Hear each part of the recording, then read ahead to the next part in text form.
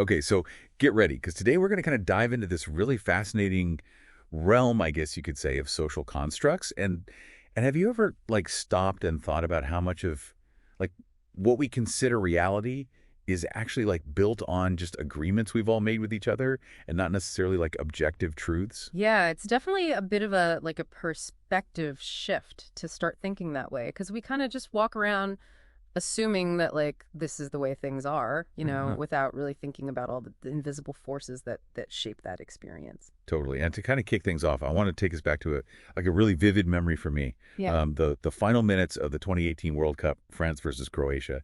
Like you can feel the tension in the air, and then bam, Mbappe just sends that ball like rocketing into the goal. I can only imagine. Oh man, like the crowd goes wild, right? Like pure elation, utter heartbreak, all because a ball crossed the line. And that right there, that's like the essence of a social construct. Yeah. You've got this thing that just is like a ball going into a net, but then we layer on all this meaning and emotion and shared understanding. So we're talking about those like invisible frameworks, right, that Mhm. shape how we interpret the world. Those unspoken agreements that kind of underpin so much of what we consider like real and important. Absolutely. To really wrap our heads around this, it helps to imagine stripping away all those layers of meaning, all those stories and systems we've created until you're left with pure, unfiltered reality. Okay, I'm with you. So think like gravity doing its thing, water being made of, H2O, those basic truths that just are, those are what we call brute facts. Okay, so brute facts are like the building blocks, the raw materials of existence. Exactly. But then, humans come along and we can't help but build on those foundations, right? Of We course. create like systems of meaning, ways of understanding and organizing this wild ride we call life. And that's where those social constructs come into play. They're the stories we tell, the agreements we make, the values we uphold, all in an attempt to make sense of those brute facts. So it's kind of like the sound cat. Yeah. That's a brute fact. Those sound waves exist whether we name them or not, Hmm. but our collective agreement that those sounds actually represent, that furry whiskered creature we all think of, that's the social construct. Exactly. And it might seem kind of obvious with a simple word like cat, but it gets way more interesting and, let's be honest, messier when you start to realize just how much of our daily reality relies on these agreed upon meanings. Right, like where else does this pop up? I mean, think about concepts like money or marriage or even the very idea of nations and borders. Wow. It's a lot to unpack. It's like we're swimming in a sea of social constructs and we don't even realize how much they're shaping our perceptions, our values, even our own identities. And to navigate that sea effectively, we have to remember that language itself, which is the bedrock of so many social constructs, can be incredibly slippery. How so? Well, words are inherently ambiguous, right? They're open to interpretation. What one person considers fair, another might see as deeply unjust. Which makes you wonder, like, how much of the conflict we see in the world stems from these just like differing interpretations, these different understandings of what's real or important or true. It's a huge question, and it highlights a key takeaway. Social constructs, for all their power, are ultimately human creations. They Okay. exist because we say they do, which means they're also subject to all our, biases, our blind spots, and our ever-evolving understanding of the world. Which is both kind of empowering and also kind of terrifying when you really think about it. For sure. But before we get too deep into like the implications of all that, Mm. I think it would be helpful to look at some more concrete examples from what we've been reading because actually seeing these social constructs in action really drives home just how pervasive and impactful they really are. 100% agreed. And, sometimes these systems, we create these social constructs, they can have these unintended consequences, especially when the contract itself doesn't quite line up with the reality it's trying to manage. Oh, interesting. Okay, so like a mismatch between the system and the actual lived experience. Exactly. And the source calls these mismatches, which can lead to friction, conflict, even outright harm. Okay, so let's unpack a few of these mismatches then to see how this all plays out in the real world. Sounds like a plan. A prime example the source highlights is land ownership. I Mm. mean, how do we get from like roaming around on this giant rock to someone owning a chunk of it just because a piece of paper says so? It's such a fascinating example, and one with a particularly interesting history right here in Pennsylvania. Long before European colonists arrived, you had indigenous tribes like the Lenape and Susquehannock who thrived here. Right. And to them, the land was like this shared resource, something to be respected and cared for, but not something you could own in the way we think of it now. Then along comes William Penn, in the 1680s, strikes a deal with King Charles II to settle a debt, and suddenly, boom, he's the proud owner of what we now call Pennsylvania. And that right there highlights this fundamental shift in thinking the emergence of a new social construct. The very concept of land as property, something you could buy, sell, and ultimately own in the way we do now, was completely foreign to the people who had lived here for centuries before Penn showed up. Which, I mean, really underscores that land ownership isn't some immutable law of nature. Right. It's Right. a socially constructed system. With very real consequences, both positive and negative, for generations to come. And speaking of consequences, let's turn to another compelling example from the source owning coal. This one really highlights how those potential mismatches can arise. Definitely. Okay, so set the stage for us. What makes owning coal such a fascinating case study in the world of social constructs? So what's fascinating about this one is how starkly it reveals that potential disconnect between our, socially constructed systems and the realities of the natural world. Yeah. You can own a chunk of coal, right? Burn it to generate energy release, all sorts of stuff into the atmosphere. Not all of the good stuff, to put it mild. Exactly. But here's the real crux of the issue. Are there actually any robust social constructs in place that really hold you fully accountable for the environmental impact of burning that coal? It's kind of a big question, isn't it? Because we've agreed you can own this resource. You can extract it. You can burn it. You can potentially contribute to pollution. But then who bears the cost of those actions in the long run? And that's where things get really, really interesting. We've created the system where you can profit from a resource potentially to the detriment of the planet and future generations, all within the bounds of a socially constructed system. So it begs the question, how do we reconcile these kinds of mismatches where a social construct doesn't quite line up with the reality it's trying to manage? How do we evolve our systems to better account for the long-term well-being of both people and the planet? Yeah, it's like we're constantly trying to fit a square peg into a round hole. Sometimes it feels that way. We create these systems, these social constructs, to try to manage resources, relationships, Yeah. even our understanding of the world around us.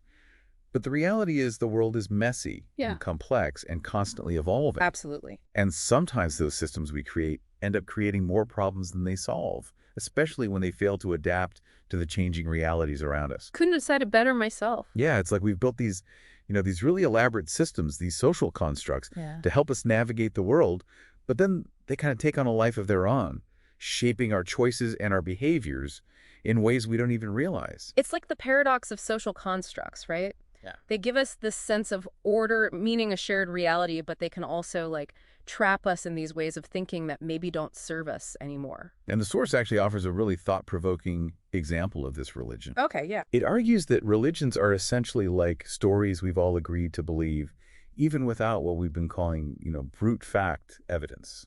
That's a bold statement for sure. It is. And while it might ruffle some feathers, I think it's meant to encourage a deeper reflection. It's not about, dismissing faith or spirituality. It's about recognizing that very human element that's inherent in these belief systems. Yeah. For millennia, humans have sought explanations for the unknown, finding solace and guidance in shared stories that provide a framework for understanding our place in the cosmos.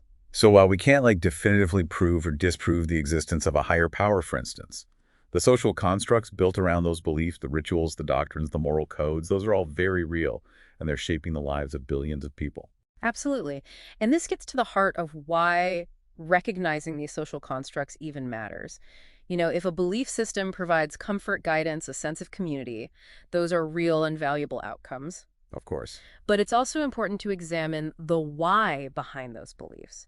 What needs do they fulfill? How do they influence our interactions with the world and with each other? It's like that saying, the map is not the territory.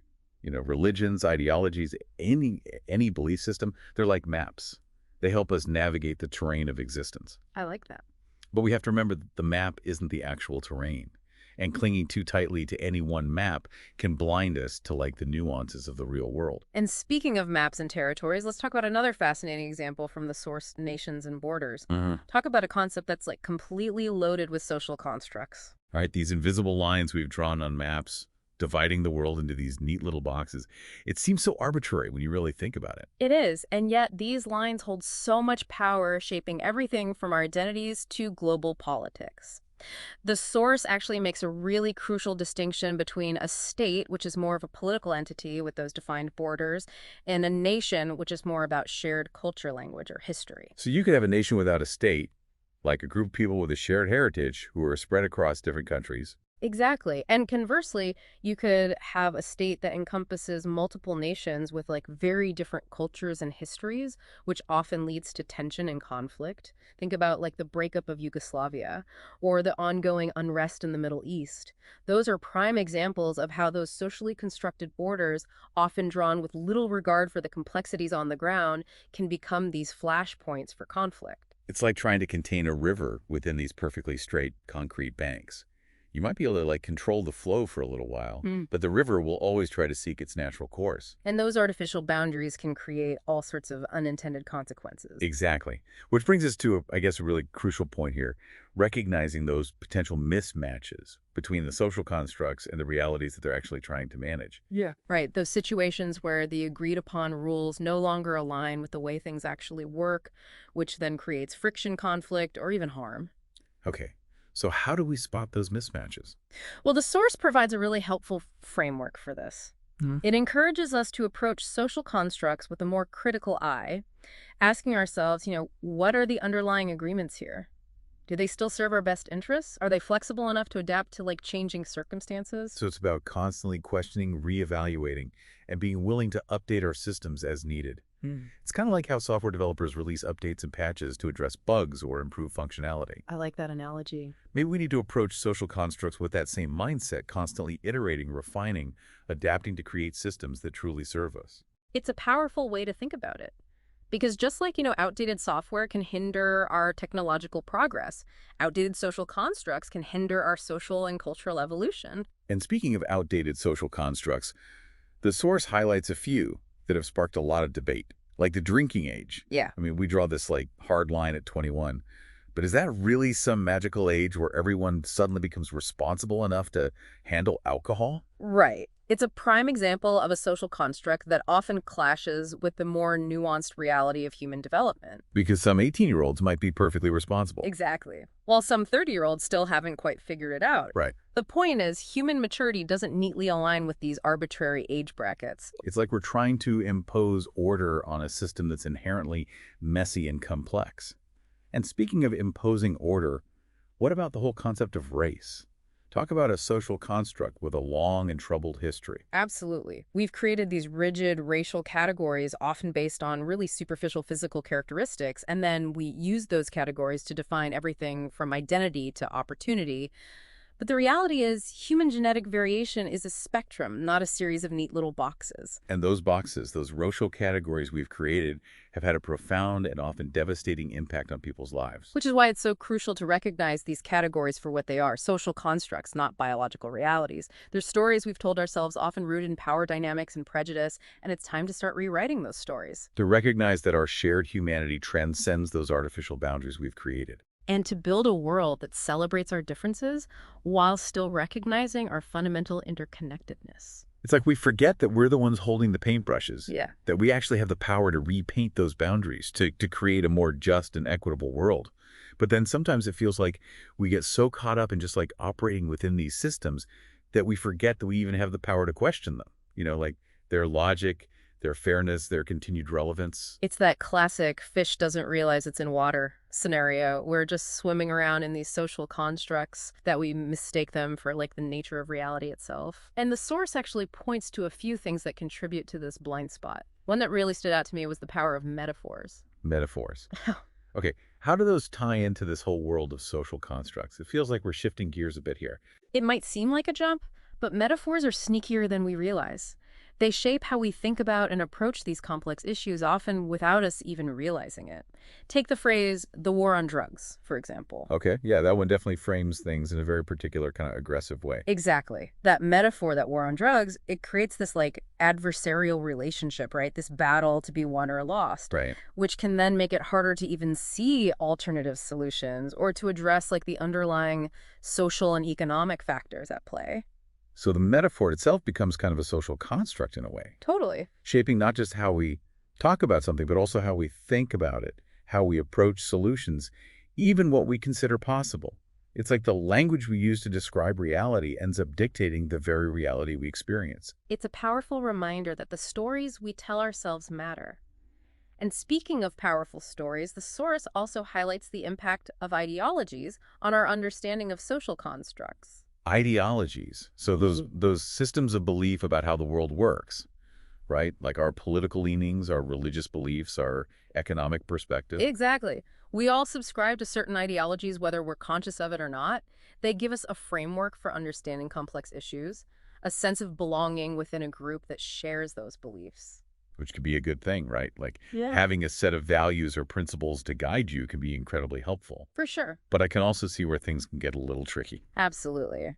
The source cautions against clinging too rigidly to any one ideology, because when those belief systems become dogma, it can really blind us to alternative perspectives, even to contradictory evidence. It's that difference between, holding on to beliefs and letting those beliefs harden into something inflexible. 100%. And we see that play out in so many systems. Speaking of inflexible systems, the source mentions bureaucracy, which, well, doesn't exactly have the best reputation for being adaptable or nuanced. Right. Bureaucracy, the ever-present challenge of these well-intentioned systems we create. Mm. Because they often get so bogged down with rules and procedures and hierarchies that they become incredibly resistant to change. Even when it's clear that the original goals are no longer being served, or even worse, that the system itself is actually causing harm. Yeah. It's like trying to steer a giant cargo ship, Right. It takes forever to change course. It's a sobering thought, for sure. But I think recognizing those pitfalls, the power of metaphors to shape our thinking, the potential for ideologies to blind us the inertia of these large systems, that's the first step to navigating them more effectively. So where do we go from here? Well, it brings us back to that empowering message at the heart of all of this. Social constructs, despite their power, are ultimately human creations. They're not these immutable laws of nature. Exactly. We have the ability and frankly the responsibility to reshape them, to align them more closely with our values and with the kind of world we actually want to live in. And that starts with awareness. The next time you encounter a social construct, whether it's something as simple as the rules of a game or as complex as the structure of government, take a moment to really see it.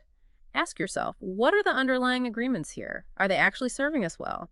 And if not, how can we work together to create something better? It's a powerful call to action. And as we kind of wrap up this deep dive into this world of social constructs, I'm left with one final thought that's been kind of rattling around in my brain. The source mentions how these ideologies can sometimes lead us to substitute those socially constructed models for actual reality. Like we forget to check the map against the terrain, and that can have some very real consequences. It's a potent reminder that our perceptions are always filtered through this lens of our beliefs and our assumptions. So as you move through the world, challenge yourself to examine those assumptions. Question those stories you've been told. And above all, stay curious, because the more aware we become of these invisible forces that are shaping our reality, the more agency we have to create a future that actually reflects our shared humanity. That's beautifully said. Well, that's a wrap on this deep dive into the fascinating and often perplexing world of social constructs. Until next time, keep questioning, keep exploring, and keep those brainwaves buzzing.